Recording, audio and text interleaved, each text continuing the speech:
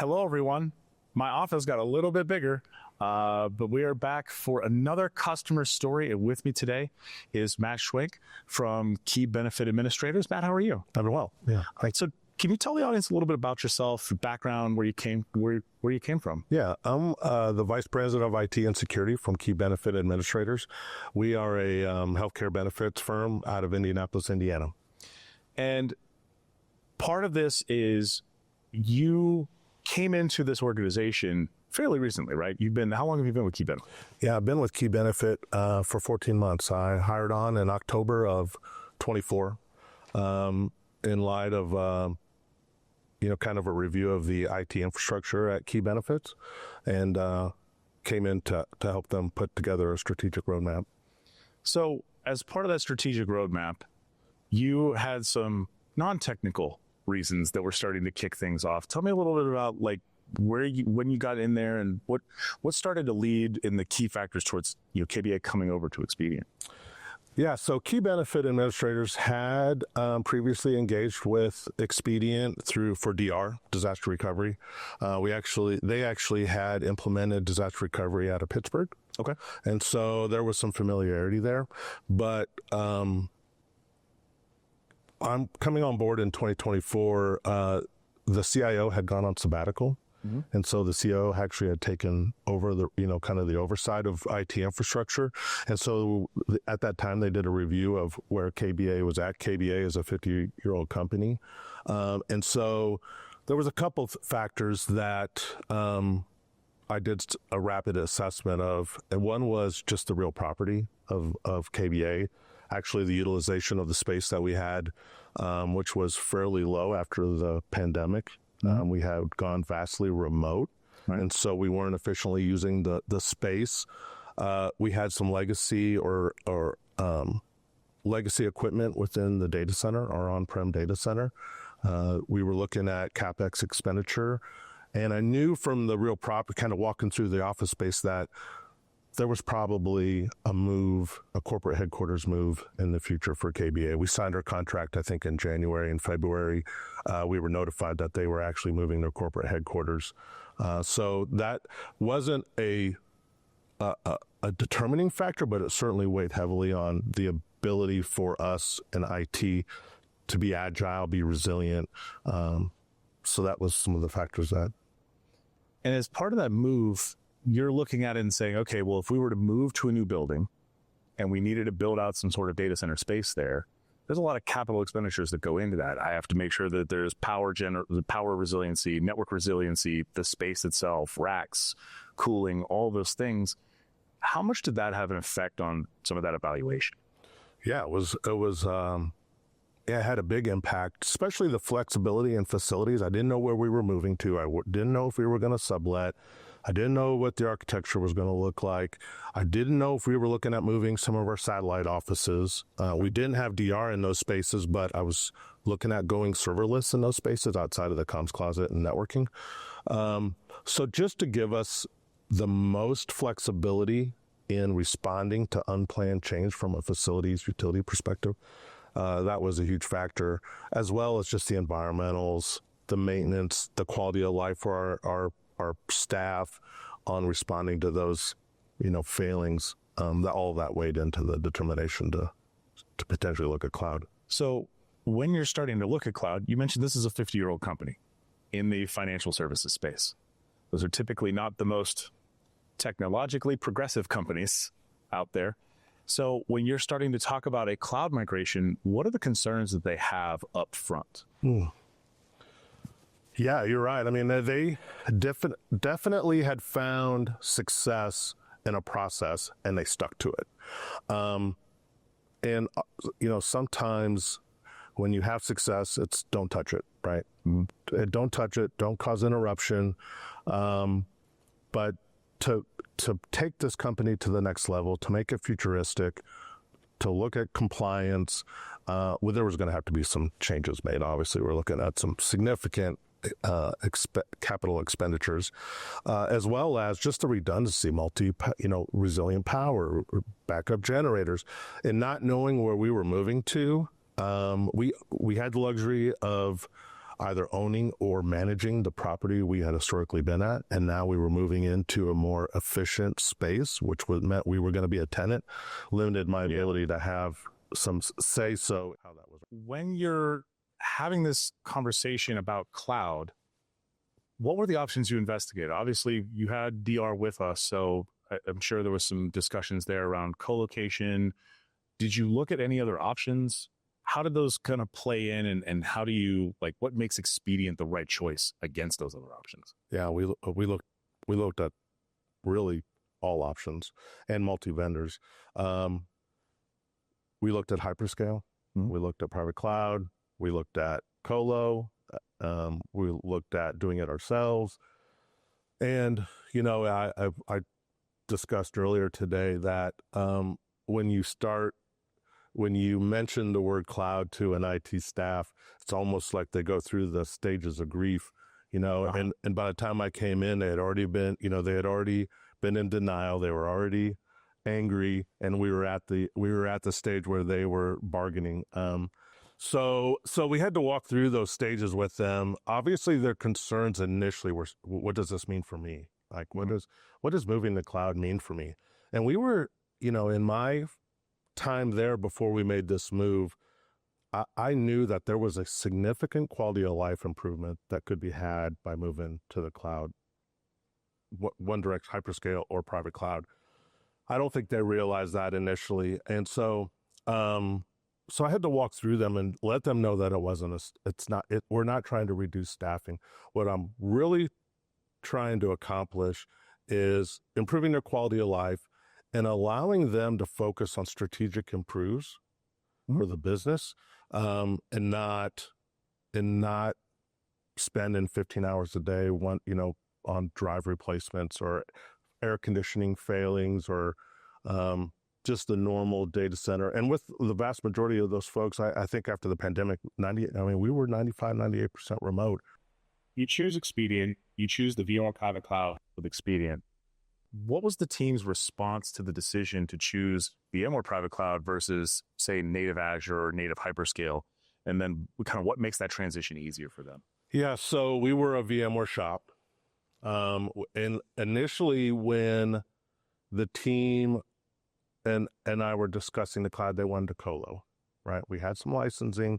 And one of the things that Expedient allowed for us to do was either bring our own licensing or leverage the Expedient relationship with Broadcom to use their licensing. So that was it. We had to walk through that. Ultimately, we made the decision to bypass the colo and move to private cloud, which was a great decision. And kind of going back to your last question, we used Expedient's technical team as a force multiplier for our staff. Huh? One of the factors that I considered was our professional development and our skill sets for moving to hyperscale. The lack of technical support without going through a partner or a vendor. And with Expedient, we could leverage the technical staff, really was a major factor, and ultimately was one of the reasons why we were as successful in migrating our data center. And I think it's important to mention that we migrated our production data center in one night. And that kind of brings me to our delivery team. And I know on a lot of these customer stories, we talk a lot about them, and I cannot say enough great things about them because they are handling we do these migrations all the time. And I think for a lot of organizations, when they're looking at a cloud migration, they're potentially going to do it themselves and learn lessons that people have learned many, many years before, or they're going to bring in someone to do it and it's going to not go as well. There's things that are going to be missed, but because we've done this so many times, it becomes successful. So how is working with our delivery team through that process, and kind of what does that walkthrough look like? Yeah, when we made the decision to move to the cloud, I think there was a lot of pressure on the technical architecture group to have the answers to everything. And we probably should have leveraged the technical team at Expedient earlier. But once we did, it was a very open discussion around options and capabilities, and the technical staff had answers, right? And if they didn't have the answer immediate, they very quickly came up with the answer. They had the resources to reach out to get the answers that they needed to make our project successful. And so I wish we would have engaged with them a little bit earlier. But when we got on that call, I think we started at 7:00 at night on I think it was the 24th or 28th of May. They were on with us until 5 the next morning. And every time we came up against an obstacle, they very quickly were offering to help, giving us options, talking through our architecture with our admins, and coming up with solutions. And my team did a fantastic job, but the Expedient team, that group effort was the reason why we were able to move our entire production environment in the middle of the week in one night. So after that, how did your architects and your technical folks feel about that transition? They feel like, oh, this was actually the right decision? Yeah, I think so. I think very quickly, our team knew that this was going to be the right decision. It was going to give us resiliency. It was going to give us capability. It was going to eliminate or alleviate some undue stress. And of course, there was a period of normalization. We had some latency the next day that we had to work through, and we very quickly got on a call with your staff and worked through those. And then one of the concerns I always have with migrating to the cloud, and when I've done this a couple of times, is just IOs on data, data intense. And we did see some of that, but Expedient had options, and we very quickly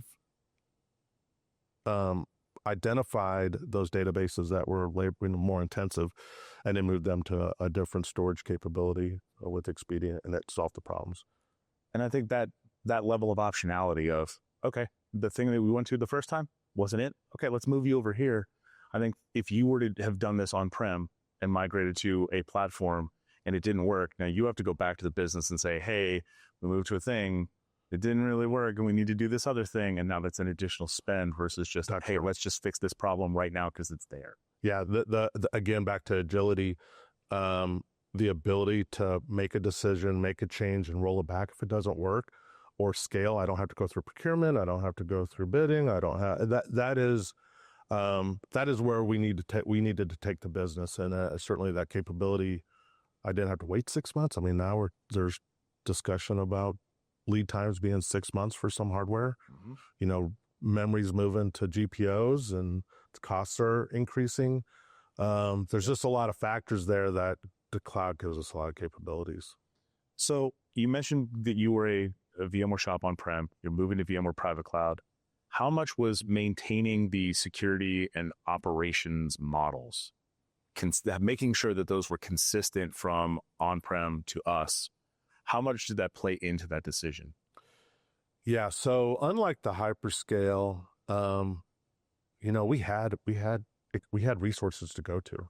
And not only did we move our corporate data center to the cloud, we moved our corporate headquarters, we also stood up a completely new security solution with another partner out of Indianapolis. And so being able to get them on the phone, we stood up a new endpoint antivirus, we did SIEM, we 24/7 NOC, monitoring, log collection, having Expedient staff and our security vendor staff able to get on a call and work through some problems with my staff was key. And we did all of that within that same 2 or 3 months. And you mentioned you did look at Hyperscale, but did you bring anything into that? Did you say, hey, that actually fits some of these workloads, but it didn't fit all of it, and the majority should go into one place? How did that work out? Yeah, so we did move some of we have very specific use cases that we did move to Azure. But what I didn't want to, in a rapid improvement process, I wasn't sure if our applications were needed to be refactored for Hyperscale. And so some of our web stuff and some of our web app stuff, we did move to Azure.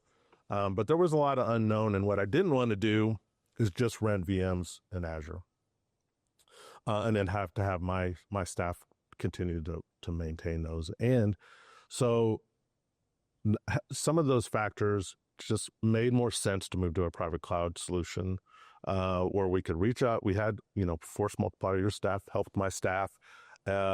We could solve problems with applications a little bit quicker. And I wasn't just running high cost VMs with Azure. Yeah, we see a lot of that of people who want to get out of their data centers and they just pick their stuff up and drop it into Azure and it works. But they end up spending 20 to 30% more doing the same things they were doing on-prem, and they don't get any of the management benefits. Yes, they don't have to deal with the hardware and the hypervisor on the bottom, but they are still managing every last bit of those VMs on top. Yeah. So by doing this migration, you also mentioned disaster recovery. You had the disaster recovery list. You continued that. When did you execute a test? Yeah, so we actually had enacted a DR test in 2024. Okay.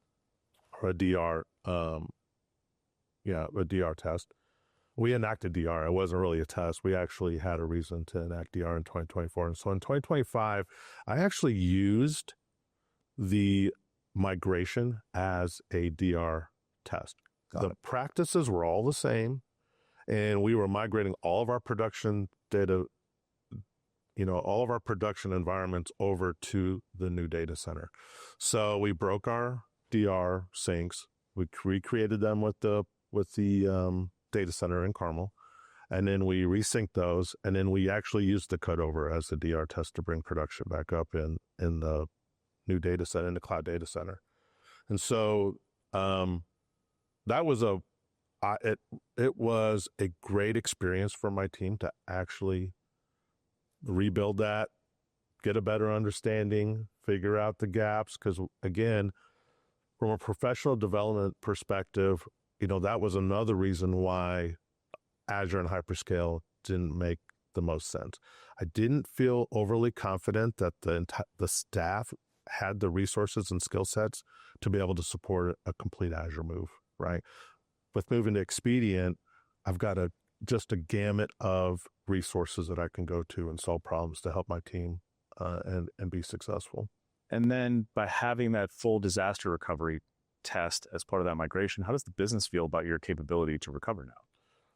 Did they respond to it in any way like, oh, hey, you actually moved everything? Oh, we barely noticed. Yeah, it's one of those things you don't want them to notice, and they did barely notice. I mean, we had a little bit of latency the next day, but yeah, it did give them confidence in our ability to enact a DR. And actually, a week or so ago, we had a little bit of a blip, and that immediately came up. Like, do we fail over?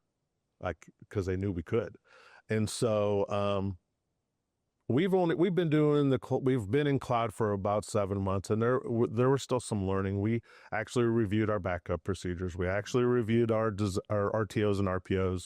We looked at what systems were critical. Were we backing up to DR? We did a review of that as a part of my coming on board, and after the cloud migration, because our complete architecture has changed. And we did find a couple gaps that we're correcting. But yeah, the capability, I think the confidence is there, the capability is there, and we're going to do more DR tests. You're going to do full failovers? We will do full failovers at the ball. I think that's just one of probably a dozen outcomes, but what are the big outcomes that you've seen as part of this migration to things like high availability, resiliency, and security compared to what you were doing on-prem? Well, certainly the quality of life has improved for the staff. The amount of hours I think the IT staff was spending supporting an on-prem data center and reacting to infrastructure, like, kind of aging infrastructure that we were going to have to make some spend in, that's all eliminated. And I think the concern about what does this mean for them has largely gone. Now they're working less hours on just we're relying on Expedient to take care of our infrastructure, to be able to monitor the hardware, to respond to those hardware issues, work through procurement, and all my team's not having to do that. They are able to focus on taking the business to the next level. And we had a very aggressive 2025. We've got just as aggressive 2026, and freeing them up to be able to accomplish that is key to the success of the business. So I guess looking forward, sort of what do those advantages do for the business? Like, what are the things that I always joke about how no one has time for anything. And part of what we do is give people time. All the technology and all the support and everything that we do is really to give you time. Yeah. So what do you see your staff doing with that time? Is it automation? Is it, deeper integrations to the business? What do you see going on there? Yeah. So it's a little bit of all of that. They're able to work on projects. They're able to respond to unplanned projects, which always happen. Yep. We are looking at strategic AI initiatives. Yep. We are looking at doing more integrations with our business applications. Instead of having these very siloed, we're looking at creating some workflows. And so my team has time to do that. We're looking at analytics. We're looking at software development team is doing more with AI and test and dev. So I think it's just a lot of, not having to spend as much time working on the underlying infrastructure issues, and then trying to plan if we did do this again in-house after a move, we're going to have to build up all new data center with probably a light staff. We would have no time for projects or improvements. It would be just purely sustain. Moving to the cloud has given us an opportunity to work on improvements. And I think that's a tremendous point to end on. We're going to send it over to live Q&A, and Matt will join me, and we'll take your questions coming up here. Thanks. Hello, everyone. Hi, Matt. Matt was here. He'll be back in a second. My office did not actually get that much bigger, just so you guys know. Expedient's doing well. Not well enough to give me a stage that I go to every single day. Matt, how are you doing? I'm doing well, thanks. How are you? I'm good. I think there was a lot of, obviously you had some really good insight there. We did get a number of questions from the folks in the audience. So I kind of wanted to go through this live Q&A and kind of dive in here a little bit. The first question makes a ton of sense. What did the cost comparison actually look like? We talked a lot about, hey, you looked at Hyperscale, you looked at us, those sorts of things. People wanted to know a little bit more than just, hey, what does this actually mean? Like, hey, it was cheaper. They would like to know like a little bit more detail there. Yeah. I'm happy to share. We were talking about this, what this looks like for small, mid-sized enterprise companies, as well as manufacturing, logistical companies, or just business. There's some differences there. But when we initially did the total cost of ownership, we initially thought that moving to the cloud was going to be about a 14% increase month to month annually. After a year, it's been mostly a wash. I think we're within $5,000 of what we were spending annually for on-prem and supporting, data comms closets and other satellite offices. We did that consolidation during this move. So we were really close. Now, that total cost of ownership does not include the staffing side of this. So the force, using Expedient as a force multiplier, as I mentioned in our discussion, I feel like we've increased our staff, but I don't have those staffing costs. We've got experts in some of the, Cohesity, the backup solution. We heavily rely. I'm not doing the backup. I'm not doing the firmware upgrades, especially with the current political status. making sure all our stuff is patched and up to date. We rely heavily on Expedient to do a vast majority of that. So it doesn't include staffing. It doesn't include break fix. So, we were going to have to do a CapEx expenditure in building a new data center if we did it ourselves. So it doesn't include all of that. It was purely operational expense. That included compute and storage, disaster recovery, networking, utilities, backups. I want you guys to know, I want the audience to know, Matt actually crunched numbers for you. He's giving you real honest numbers. That man looked at Excel just now. Yeah, I'm looking at Excel. We actually have a total cost of ownership Excel spreadsheet that our architecture staff, Bob Hoffman and James Taylor, put together. It's got management and monitoring, SQL Server licensing, VMware Server licensing. So it ended up being largely a wash. Total cost of ownership for annually. Yeah, and I don't know if you remember any of the numbers from what you were looking at for Hyperscale. I think some of that was in there, but if you don't, it's been. I totally get it. Yeah, I don't. And then we did a hybrid environment for those.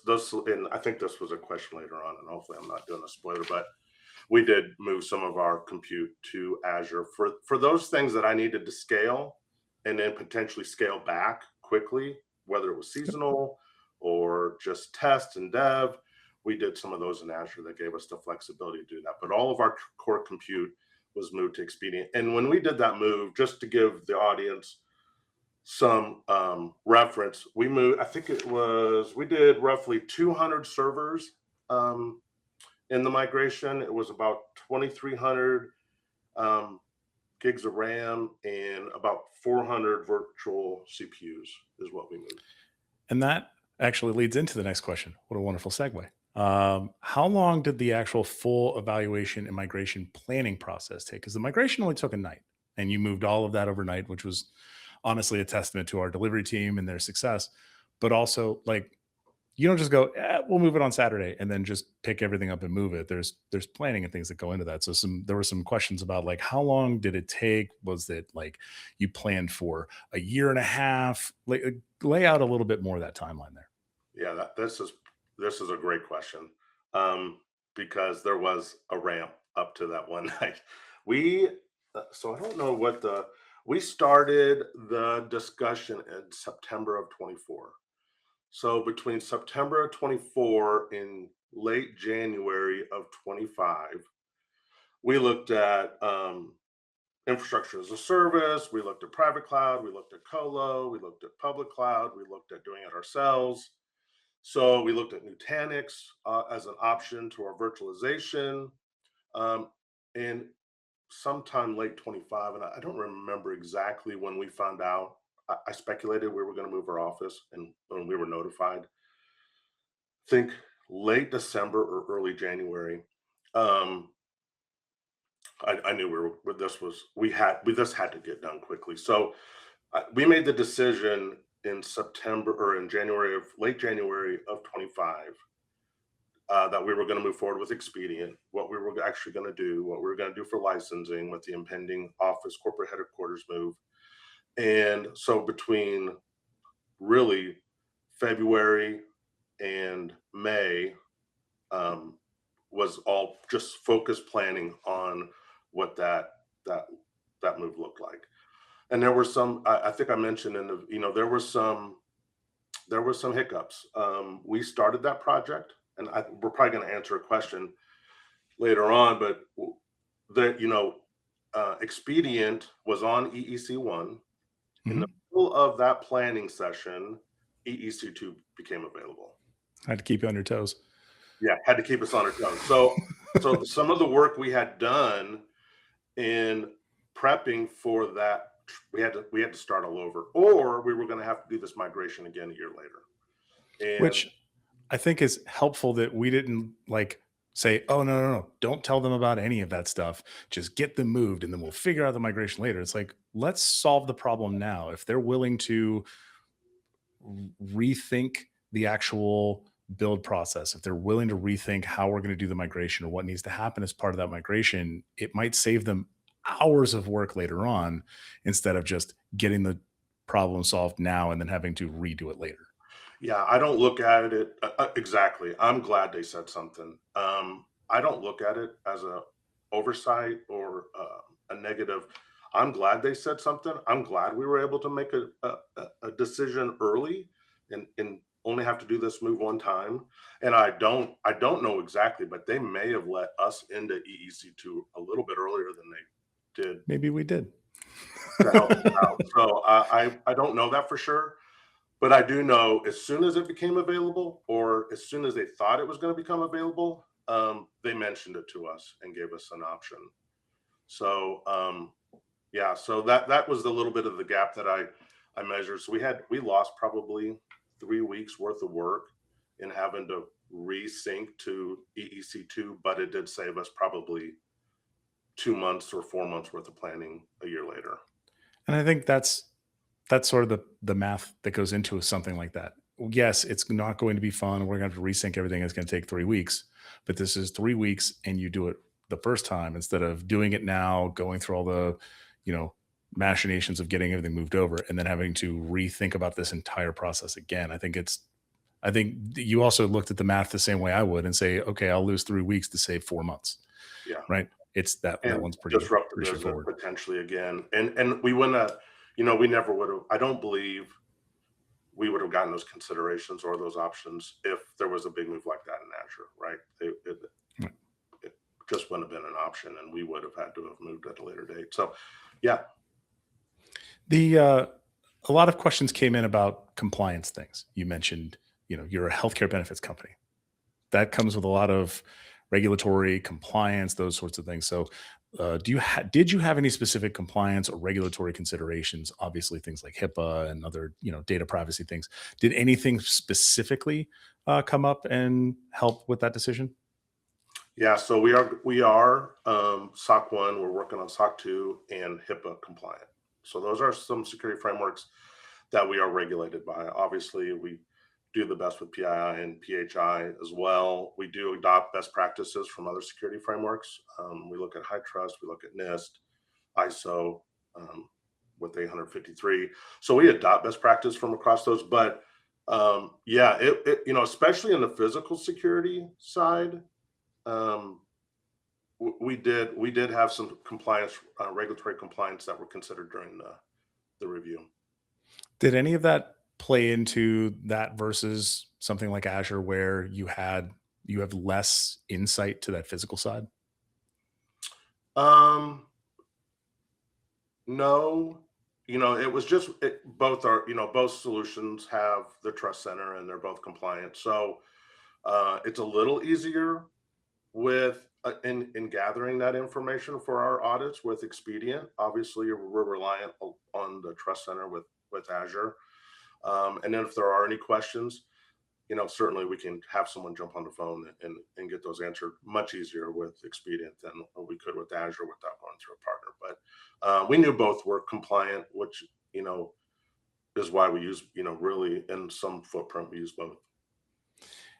That compliance, I don't want to make this transition into something like licensing, but a lot of the conversation came up around Broadcom and how did you handle that transition? Obviously, you guys came over to us on the VMware private cloud and we were able to help along that path, but how did you handle and how are you, I guess, planning on handling that transition?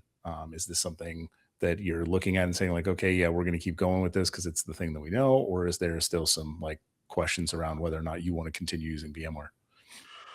Yeah, so there's some capability to bring your own licensing to Expedient. Now, at the time we did this migration, there were two types of VMware Broadcom licenses. Yep. There's kind of a basic license and an enterprise license. The licensing that we had at the time, we could not bring with us.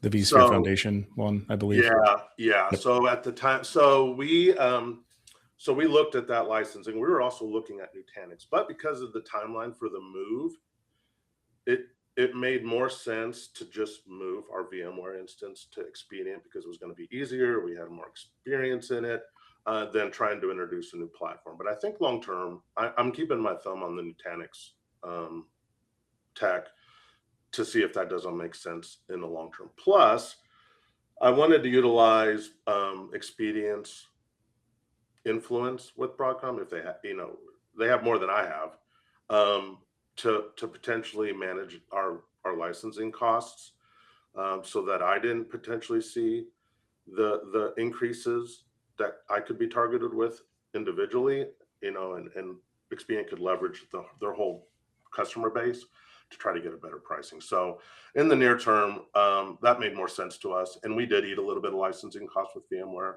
to move to Expedient's licensing model. That's the sort of thing that we run into.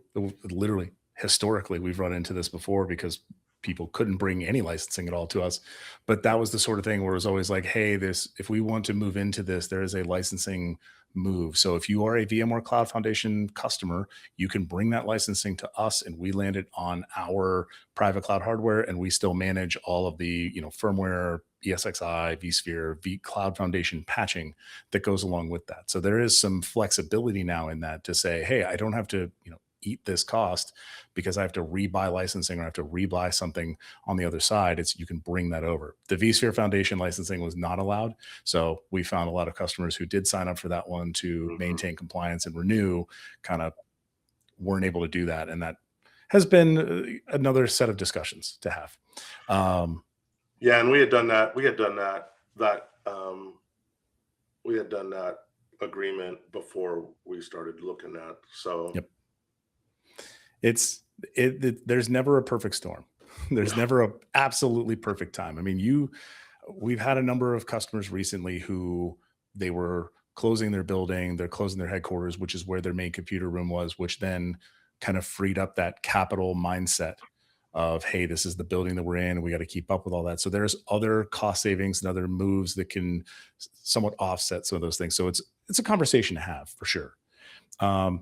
During this move, though, you treated this as a DR test. And by the way, I love that everybody's doing this now. I've now heard this like 3 or 4 times. Like, hey, when we migrated over to you guys, we wrote it down as our DR test for the year. If I can make your DR test and audits easier, I love that for you. And so as part of this, what sort of backup or any gaps that you saw in the backups in the DR plans as part of this migration? Because obviously you're changing where you're doing all your things and some of the platforms that are involved with that. So what did that look like post migration for you and your business? Yeah, and I mentioned there was a gap, and really the migration and the review of our TRPOs and our disaster recovery, looking at categorizing our services and our servers, our solutions in a tier, tier 1, tier 2, what's critical, what's not critical, coming up with our business continuity and doing that review, as a new vice president, but also just in this move, just to review, because we re-architected really everything. Some of the gaps we found is that we had some underlying solutions that were enabling our software to run that weren't included in those tier, like Citrix. We have some Citrix environments that we weren't backing up to DR, and had we failed over. So doing that review,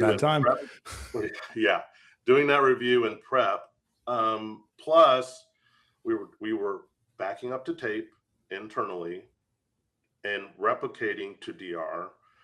We moved to Cohesive, so now we're disk to disk, which significantly increases our recovery time. And then leveraging, since it was a new platform and we had a new skill we had to learn, leveraging Expedient's staff to help us, set that up and manage that, was a great improvement. And then using the actual migration as a disaster recovery incident gave us some confidence that we could do it. And additionally, there was about a month gap, just for the audience, if you're doing this, there was about a month gap where we had to do some notifications, just because there was a little bit of lack of confidence in our backup solution, because we had to shift our DR from Pittsburgh, which is where it was located, to our new production site in Carmel and Expedient here in Indianapolis. And so we shifted that. So in essence, we lost DR for a period of time while we resynced, and we had to, we didn't account correctly, or we had to the bandwidth that was going to be utilized, because now we were backing up to DR during the day, but now we had to, or during the night, but now we had to do some of this during the day, and we had normal business operations, we had apps, so we had to adjust for that, and luckily we were able to do that to get those things in line, and then we actually used the DR to fail over to our new production site. Once we did that, we had reestablished DR and then resynced with the new tier list of critical applications, and then resync those. So there's a little bit of period while you're doing that your RTOs and RPOs could be affected or impacted, and you probably should notify. But it largely it was not a long time.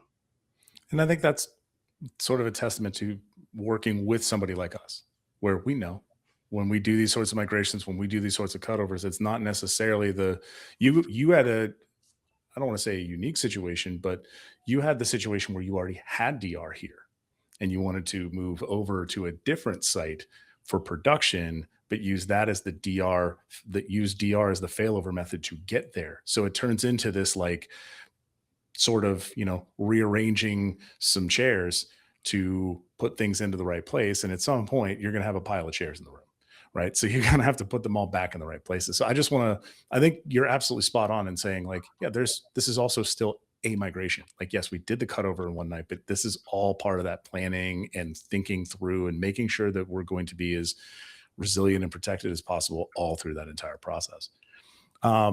You kind of tipped it a little bit earlier about running some things in Azure and running some things with us. So there were some, thoughts about hybrid environments, and what does that hybrid architecture look like day to day? Is this a thing where you're touching Azure all the time, touching Expedient all the time? Like, walk me through a little bit of your, management and monitoring sort of, time needs as part of managing a hybrid architecture. Excuse me. Yeah. So I just want to mention that, one of the aspects that we also looked at was just decentralizing our risk, right? Having everything in one building, kind of the old way of thinking. We're more resilient today because we've spread out the risk, and we don't have it all in one building. But so we looked at use cases. So in those, this is a complicated question because of the staffing piece. The Azure is a great solution, AWS is a great solution. We looked at those specific use cases, software dev and test, apps, web potentially, where we might need to scale quickly and then we might need to scale back. And so having that flexibility to turn stuff up and turn stuff off and stop paying for it within a month or two, especially for seasonal use, that is the use case that we are using for Azure. So, but for those core, which is largely a lot of what we do, those core services that we provide, those business applications that we provide, we're doing those in Expedient because I can get better support. I can get quicker responses. If I don't understand something, I can get somebody on a phone.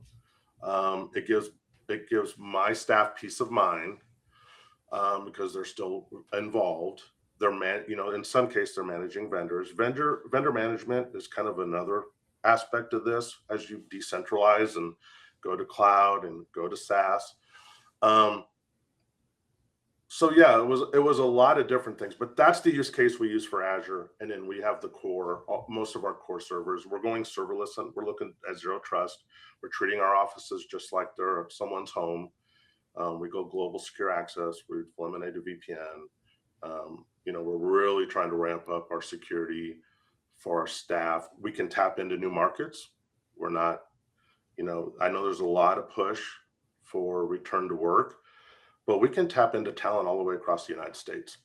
And I want to be able to support that from an IT perspective. I think one of the other things is this is what we've been saying for years, the right cloud for the right workloads. If you want something that needs to scale up and scale down, hyperscalers are great at that. That's why they were so successful early on, because everybody thought they were going to spin their stuff up and spin their stuff down, but they didn't. right? They had apps that they ran 24/7 that they never shut off. And then all of a sudden, this cost savings of I'm only using it when I need it and I'm not using it when I don't goes away. And our ability to help blend that together, we have the ability to help with connectivity between our environments and Hyperscale, where we can also help lower egress fees because we're going over, express routes or cloud interconnects, or there's a third one. I'm blanking on the name right now, but you're not going out to the internet pipes of the hyperscalers, which lowers those egress fees. So there's also some cost savings there as well. And so if you want to look at the right way to do cloud, that's where we can come in and help navigate that instead of you trying to figure it out on your own. We want to make sure that you're successful, and that's where our expertise comes in. And I'm going to end with this one. If you could start the migration over again, what would you have done differently? And what is the thing that you would absolutely have done the exact same way? I think I mentioned this in the discussion. I would have engaged the Expedient technical staff earlier to relieve some of the pressure on my staff to answer questions. I wish I would have asked about the potential for new services to be available that might impact the migration, like EEC2.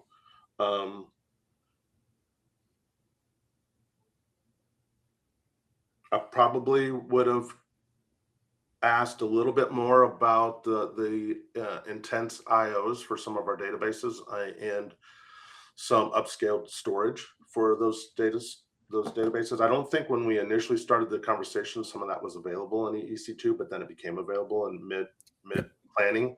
And so just keeping our pulse on that a little bit. But when it did happen, when we did have some latency, we were very quickly able to say, hey, we got a problem.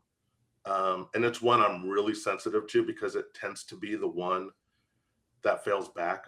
I feel most often is database usage because they're used to high IOs on-prem and then they move to the cloud. But the pure storage, the performance disk solved all of our problems. I wish I'd had a little bit more time. I mean, we did it in 4 months. But I wish everybody wishes. I always think about that of like, what would I do if I had like more time to do this? And I've done big migrations like this. There was also periods of time where all that planning took like 18 months.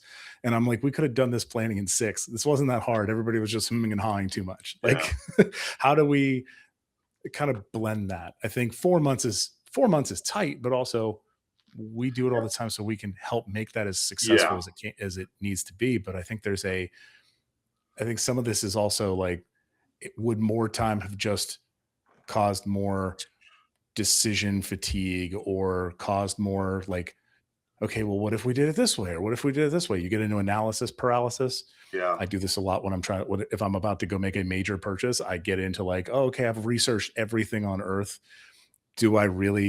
Is this really the right decision? I'm always like second guessing myself. Like, no, there's probably more information. No, there's not. Yeah, you either pick the thing or you don't. It is a great point. I don't know that we needed more time, but when you're balancing a corporate headquarters move and the data center move, that data center needs to be out of there. Yep. You start moving. You don't have a choice on that one. You have to get out, or you're not going to have a place to stay. Yeah, but yeah, I don't think it was overly uncomfortable, but we definitely had to push a little bit to get it done. But yeah, minor things. I don't think there was anything major. The Nutanix, I'm very interested in that solution, and because I don't like the pressure that I'm feeling from Broadcom. Obviously, we're leveraging your relationship with them, but had I had more time, I might have given that a little more consideration. But yeah, nothing major, and we can still look at it in the future. Exactly.